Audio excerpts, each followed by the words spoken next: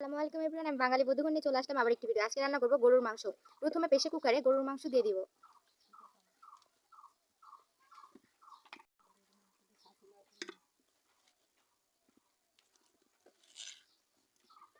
এখন দিয়ে দিব শুকনা মরিচ, এখন দিয়ে দিব কিছু রসুন, দিয়ে দিব পেঁয়াজ কুচি,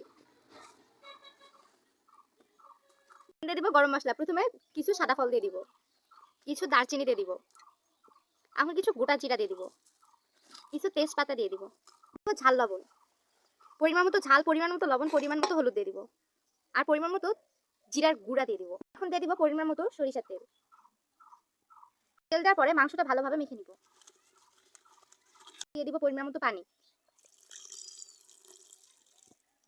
প্রেসার কুকারটা লাগাই দিয়ে চুলা দিয়ে দিব। সিটি ওঠার পরে প্রেসার কুকারটা নামাই নিব। এখন এগুলা কষাই নিব ভালোভাবে। থেকে পাতিলে গোস্তগুলো মাংসগুলো ভালোভাবে ঢেলে নিব। এবার ভালোভাবে নাড়াচাড়া করব। এখন যেহেতু মাংসটা আমরা সাসি লাউটা রান্না করবো, এখন আমরা সাসি লাউটি ভালোভাবে সেদ্ধ করে নিব। এটা ভালোভাবে এখন নামাই রাখবো। তুমি সাসি লাউয়ের উপর কিছু পেঁয়াজ দিয়ে দিব, সামান্য একটু হলুদ দিয়ে দিব, পরিমাণ মতো একটু লবণ দিয়ে দিব, পরিমাণ মতো একটু গুঁড়া ঝাল দিয়ে দিব, একটু পরিমাণ মতো তেল দিয়ে দিব। এখন সামান্য একটু পানি দিয়ে দিব যাতে সাসি লাউটা সেদ্ধ হয়। এখন ভালোভাবে ঢেকে দিব। ঢাকনাটি ভালোভাবে সরিয়ে নিয়ে নাড়াচাড়া করব।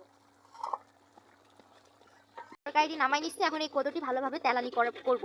এখন আমরা কদুটি তেলানি করার জন্য পাতিলে প্রথমে কিছু পেঁয়াজ কুচি দিয়ে নিব। এবার পরিমাণ মতো একটু তেল দিয়ে নিব।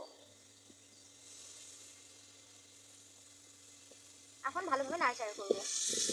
তখন একটু সামান্য জিরা ছিটে দেওয়া লাগবে। এখন বাটিতে ঢেলে রাখা কদুটি ভালোভাবে ছিটে দেওয়া লাগবে।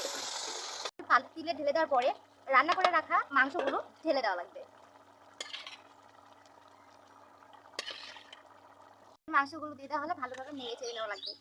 3 মিনিটের জন্য ভালোভাবে ঢেকে দেওয়া লাগবে। এই যে আমাদের রান্না শেষ, এখন এটা বাটিতে ঢেলে নিব। রান্না করা শেষ। আপনাদের যদি ভিডিওটি ভালো লাগে থাকে তাহলে লাইক, কমেন্ট ও সাবস্ক্রাইব করবেন।